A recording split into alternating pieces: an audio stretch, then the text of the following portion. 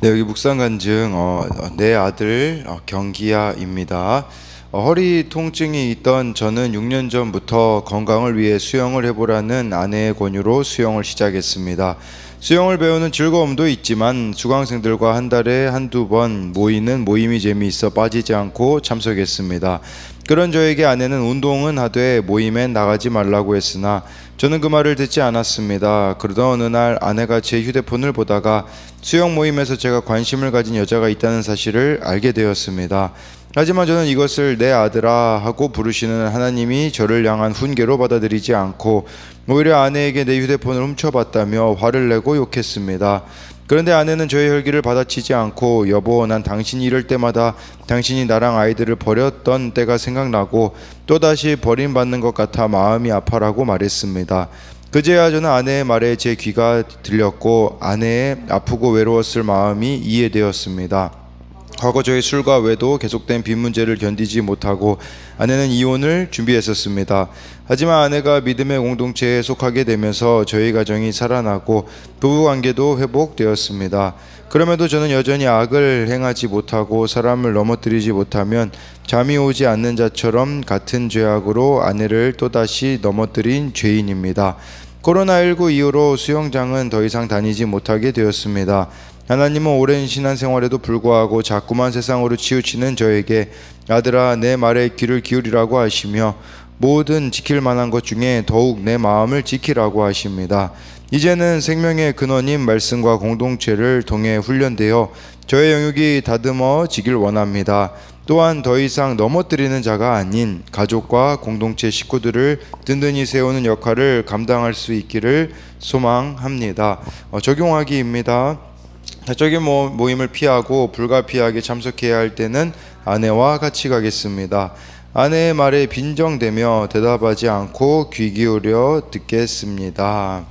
네, 여기 이렇게 나와 있듯이 수영 모임에 관심 가진 여자가 있다는 것을 아내가 알게 되었을 때 오히려 화를 내고 욕했다라고 하잖아요. 근데 아내가 이럴 때마다 당신이 나랑 아이들을 버렸을 때가 생각나고 또다시 버림받는 것 같아 마음이 아파라고 했을 때 네, 이렇게 자신의 또 모습을 보게 되었다라는 거예요. 그리고 참 이 중요한 게요, 적용하기예요.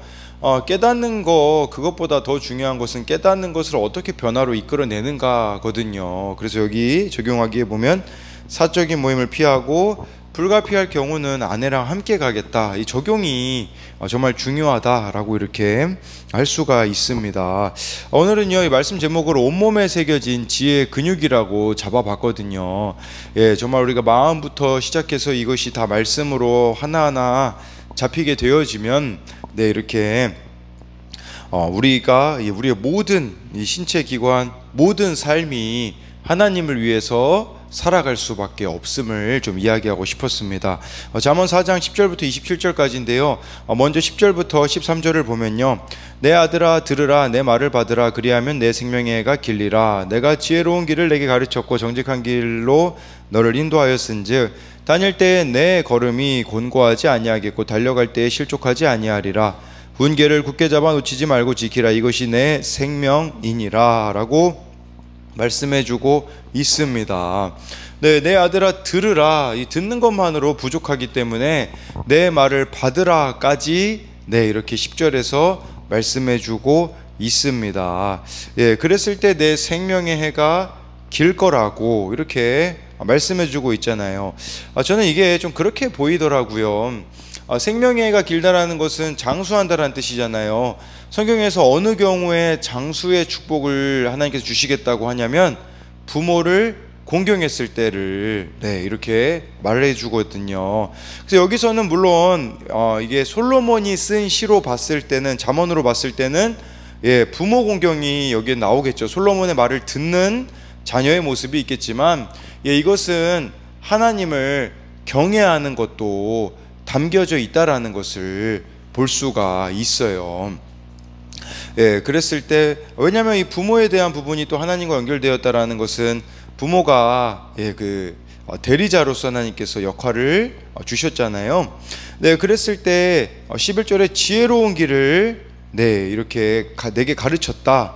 여기서는 지혜로운 길 안에서 내게 가르쳤다라는 게 원어로 그런 의미가 더 있어요. 그러니까 방향성을 말하는 거예요. 방향성. 그러니까 어느 방향으로 가야 될지를 바르게 가르쳐 주었다라는 거죠. 신앙은요, 방향성이에요. 회개는 유턴이라고 하잖아요. 유턴이 무슨 말이에요? 방향을 바꾸다라는 뜻이거든요. 근데 우리가 삶의 방향을 바꾸지 않고서는 회개했다, 그것은 불가능하다라는 것을 기억해야 한다라는 것이에요. 네. 그리고요, 중요한 것은 신앙이라는 것은 중간지대는 없다라는 것이에요. 내가 지혜의 길을 선택하지 않는다면 14절 말씀처럼 사악한 자의 길에 들어갈 수밖에 없다라는 거예요. 이걸 기억하셔야 돼요. 내가 하나님을 사랑하지 않잖아요. 다른 사랑하는 무언가가 반드시 생길 수밖에 없는, 신앙은요, 중간지대가 없습니다. 그래서 의인의 길이냐, 악인의 길이냐, 생명 길이냐, 죽음의 길이냐, 그것밖에 없다라는 것을 기억해야 한다라는 것을 말씀하고 있는 것이에요. 그래서 10절부터 13절에 대한 적용으로는요, 지혜의 말씀을 무시하고 세상의 소리를 좇다가 실족했던 일은 무엇입니까?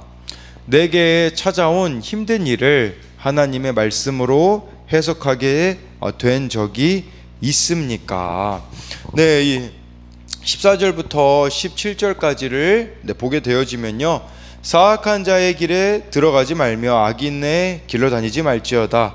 그의 길을 피하고 지나가지 말며 돌이켜 떠나갈지어다. 그들은 악을 행하지 못하면 자지 못하며 사람을 넘어뜨리지 못하면 잠이 오지 아니하며 불의의 떡을 먹으며 강포의 술을 마심이니라. 라고 해서요, 사악한 자들의 길에 들어가지 말고 악인의 길을 다니지 않는 정도까지 부족하다라는 거예요. 그 길은 15절에요, 피해야 할 길이며, 돌이켜 떠나갈지어다는 돌아가라는 말이 될 수가 있겠죠.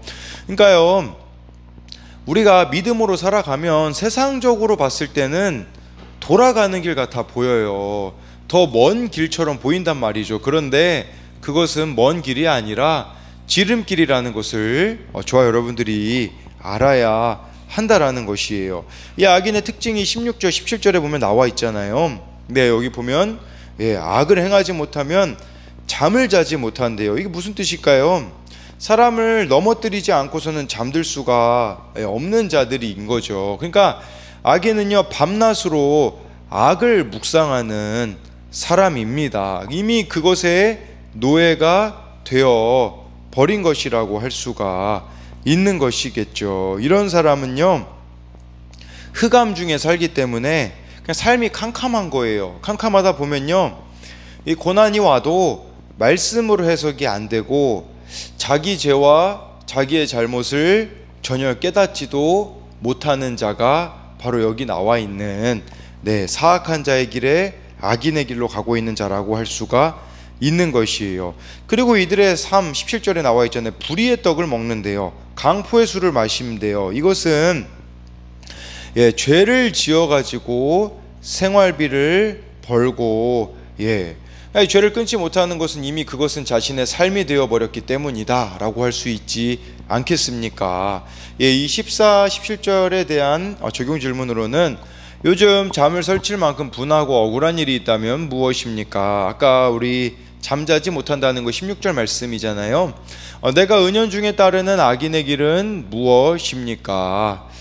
또 내가 돌이켜야 할 사악한 자의 길은 무엇입니까? 15절에 돌이켜 떠나갈지어다, 그 말씀인 거죠. 고난 가운데 있는데 말씀으로 해석받지 못하고 있는 것은 무엇입니까? 지금 말씀으로 해석이 안 된다라는 거 생각해 봐야 되는 거죠. 내가 지금 흑암 중에 있기 때문은 아닌가, 이제 이것을 말하는 것입니다. 18절, 19절을 보면요, 의인의 길은 도는 햇살 같아서 크게 빛나 한낮에 광명에 이르거니와 악인의 길은 어둠 같아서 그가 걸려 넘어져도 그것이 무엇인지 깨닫지 못하느니라 라고 말씀해주고 있습니다.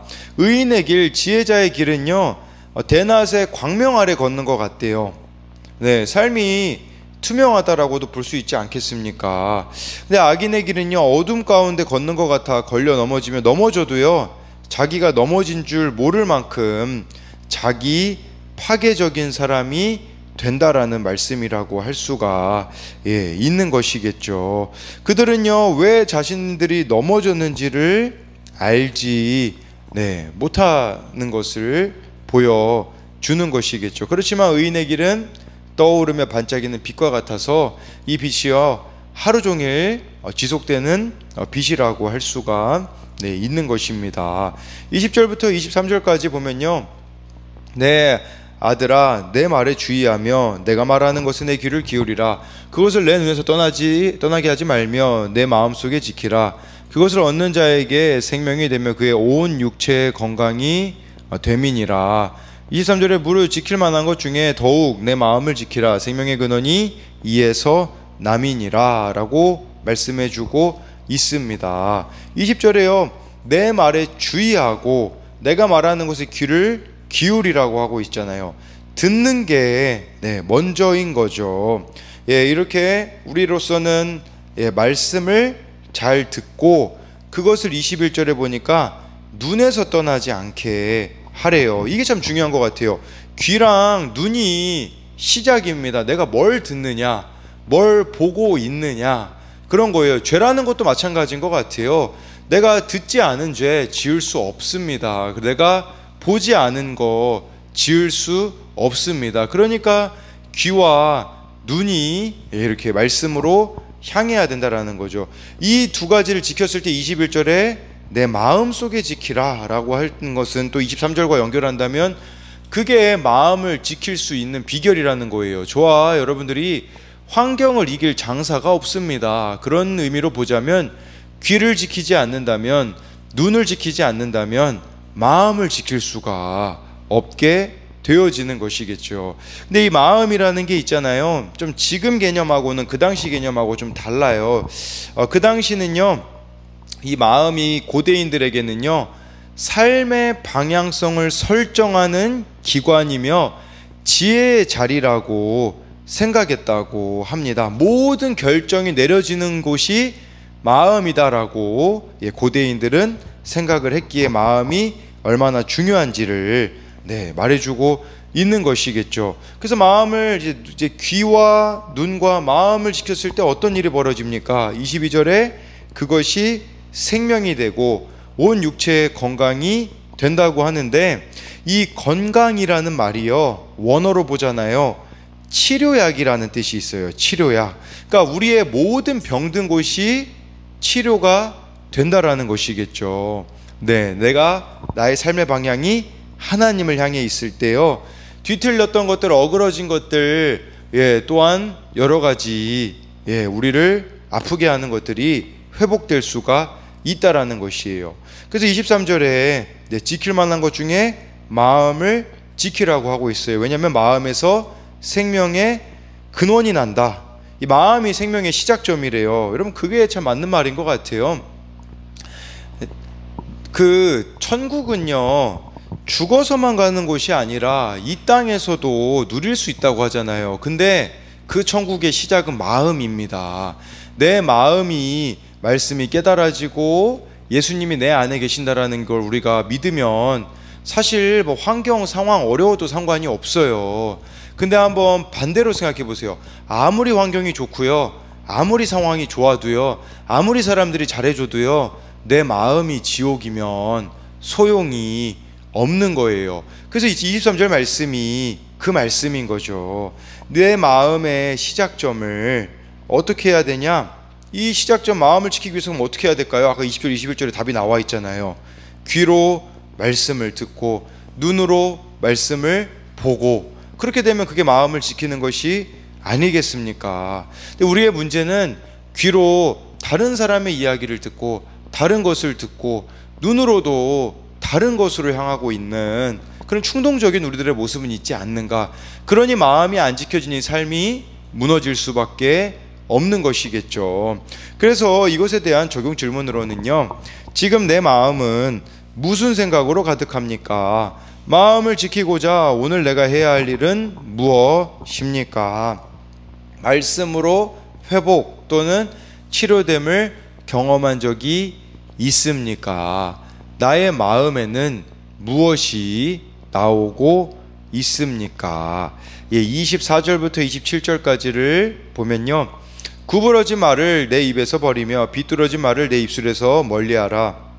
내 눈은 바로 보며 내 눈꺼풀은 내 앞을 곧게 살펴 26절에 내 발이 행할 길을 평탄하게 하며 내 모든 길을 든든하게 하라. 좌로나 우로나 치우치지 말고 내 발을 악에서 떠나게 하라 라고 이렇게 말씀해 주고 있는데요, 오늘 말씀 제목을 온몸에 새겨진 지혜의 근육이라고 말씀드린 것은 바로 이것 때문이에요. 23절하고 연결시키면요, 마음을 지키라고 하잖아요. 우리가 마음을 지키면 어떻게 될까요? 이 모든 신체 기관이요, 그 방향으로 가는 거예요.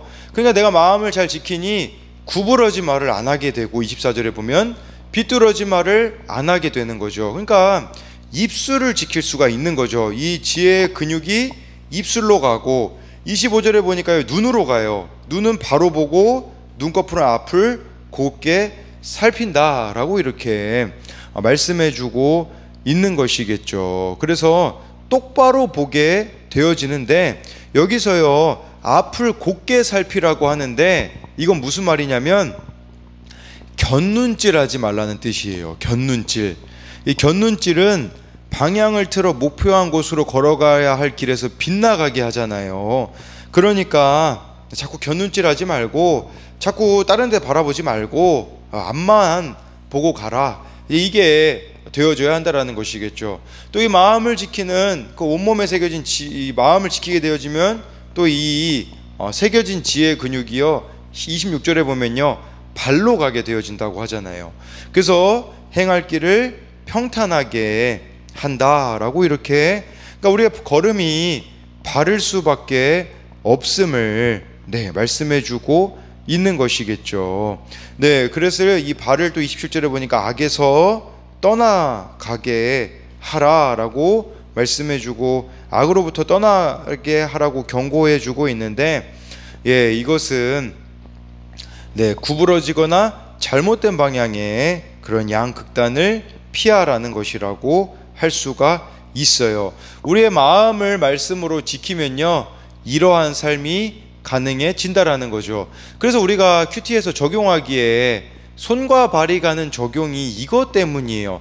내가 진짜 말씀을 마음에 새기고 깨닫고 돌이키잖아요. 그러면 내 손과 발이 가야 될 곳이 있거든요. 쓰여야 될 곳이 있거든요. 그것은 좀 하나님을 위하여서 우리가 적용하는 거겠죠. 내 마음을 지키지 못하면요 손과 발과 우리의 모든 신체 기관이 죄를 짓는데 갈 수밖에 없다는 사실을 이 말씀을 통해서 봐야 합니다.